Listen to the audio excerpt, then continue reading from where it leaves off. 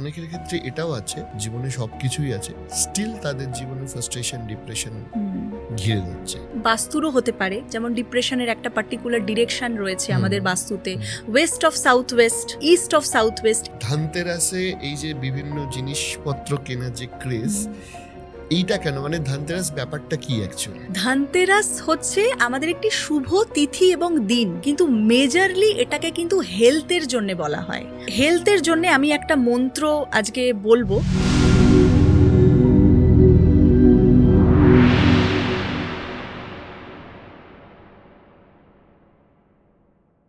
আরেকটা জিনিস সেটা হচ্ছে যে অনেকেই বলে, বিশেষ করে আমি মহিলাদের থেকে এটা শুনেছি যে বাড়ির জন্য, এটা বাস্তব অনেকের ক্ষেত্রে, মানে যে বাড়ির জন্য পরিবারের কথা চিন্তা করি এবং বাবা মা, ছেলে মেয়ে, স্বামীর কথা চিন্তা করি এবং আমি চেষ্টা করি তাদের জন্য যতটা পারা যায় ভালো করার জন্য, কিন্তু তাদের থেকে ঠিক সেই রেসপন্স, সেই ভালোবাসাটা ফিরে পাই না।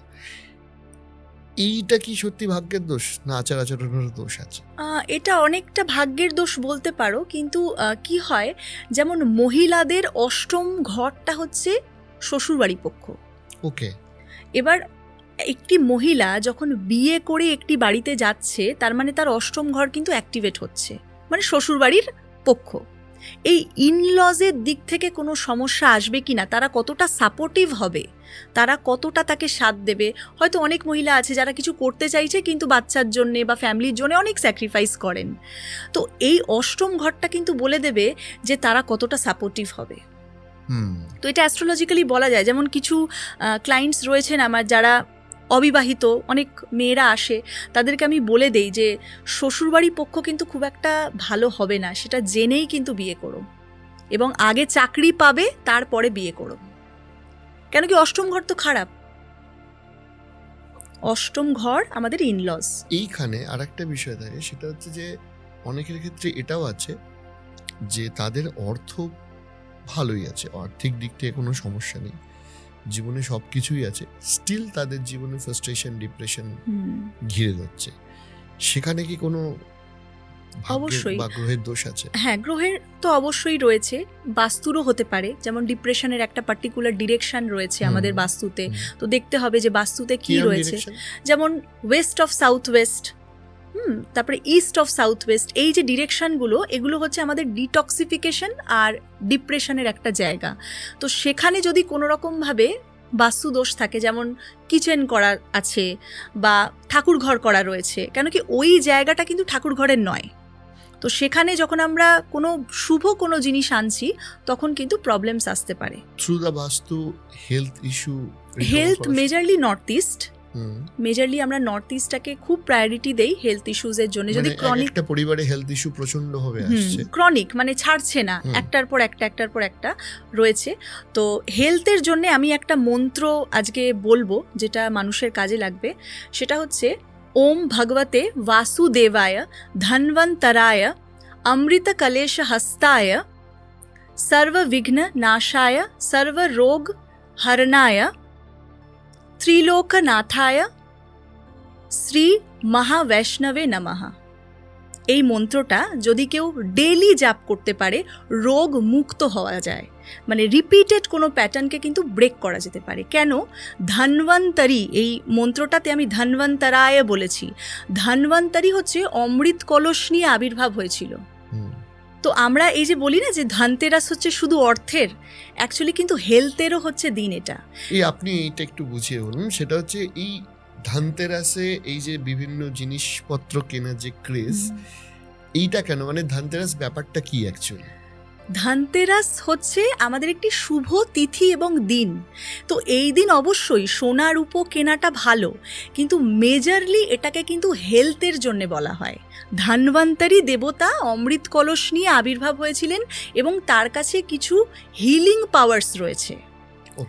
মানে বলা হয় শাস্ত্রে যে ধন্বন্তরী হচ্ছে ভগবানেদের ফিজিশিয়ান, মানে ভগবানেদের ডাক্তার হচ্ছে ধন্বন্তরী।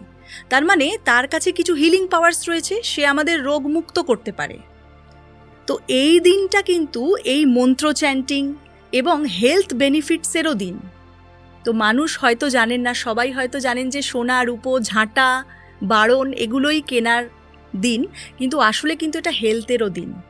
তো এর পরের বছর যখন ধনতেরাস আসবে, আমি সবাইকে রিকোয়েস্ট করবো এই পডকাস্টের থ্রু দিয়ে যে তারা যেন মন্ত্র চ্যান্টিং এবং ধন্বন্তরীর যদি একটা ফটো পাওয়া যায়, এখনও করতে পারেন মানুষ, উত্তর দিকের দেওয়ালে অমৃত কলস নিয়ে ধন্বন্তরীর দেবতার একটি ফটো যদি রাখা হয়, অর্থ এবং শারীরিক সমস্যা থেকে কিন্তু লাভ পাওয়া যায়। দেখুন, অনেকের পরিবারেই প্রচন্ড অশান্তি হয়, কারণ ছাড়া অশান্তি হয়, সেখানে কি বাস্তুদোষের কোনো একটা ভূমিকা আছে? অবশ্যই। রিলেশনশিপের আমাদের বাস্তুতে ডিরেকশন হচ্ছে সাউথ ওয়েস্ট, ওকে, দক্ষিণ পশ্চিম দিক আমাদের রিলেশনশিপের ডিরেকশন।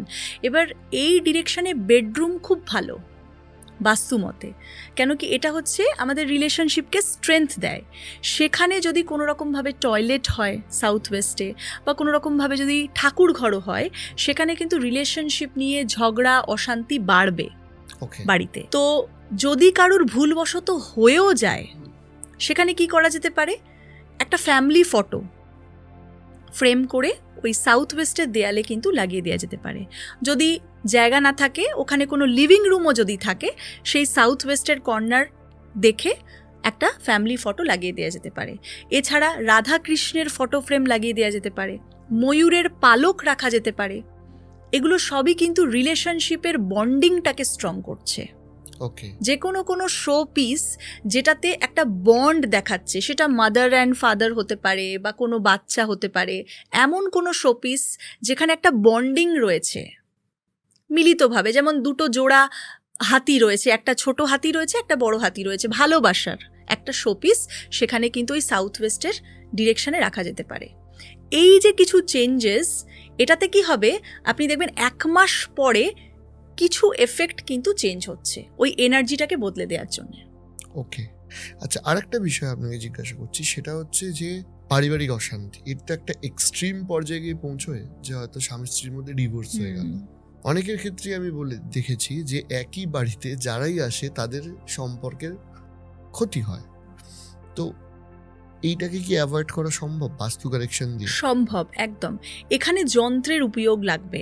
যদি খুব ক্রনিক প্রবলেম থাকে, সেখানে কিন্তু শুধু ফ্রেম বা শুধু মূর্তি লাগালে হবে না। এটা একটা ছোট্ট প্রবলেমের জন্য যদি কোনো রকম ঝগড়া ঝামেলা হচ্ছে, যদি ডাইভোর্স রিলেটেড বা সেপারেশনের মতন সিচুয়েশন হয়ে গেছে, বা যেই আসছে তারই প্রবলেম, সেখানে যন্ত্রের উপয়োগ কিছু এনার্জি চেকিং করে যদি সেই দেয়ালে লাগিয়ে দেয়া যায়, সেখানে কিন্তু ওই বাস্তুর এনার্জিটা কারেক্টেড হয়ে যাবে।